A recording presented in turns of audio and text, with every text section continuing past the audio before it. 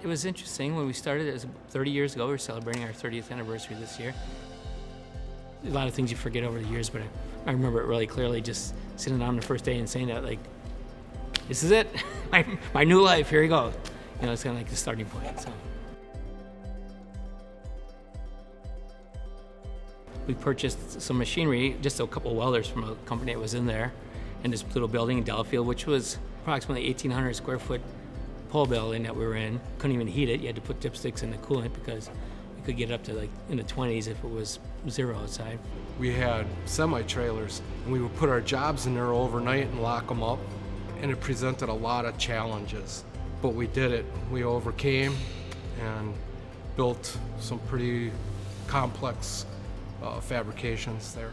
We would come in the morning and pull everything so we could work inside. We had to pull our jobs and put them outside. So you can picture if it was raining out or winter time, you know, it just, yeah, we couldn't stay there no more. We outgrew it very fast. When we moved into the building in West Dallas, that's kind of when we got the bender, got the dies, kind of moved into some bending there. When we got to West Dallas, that's when the fabrication area just actually started to turn into a fabrication area. And we had a bending department now. And we were just starting to get into stamping, and that was a new thing. But everything had like a defined area. You know, always moving into a new building, it seems so big when you get there, and then you start filling it in with all your machinery and everything, and you grow out of it. The building we bought did the job, but it was like low ceilings, didn't have any cranes or anything, but it allowed us to get to where we got.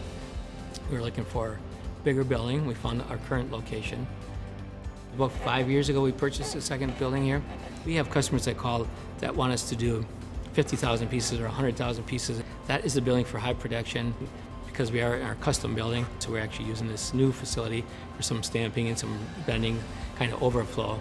The company's been ahead on is investing in technology, whether it be machinery or inspection equipment, before that machinery is needed and not after. So instead of being a couple years behind everyone else, if you're a couple years ahead of everyone else, we're able to make improvements based on that technology investment.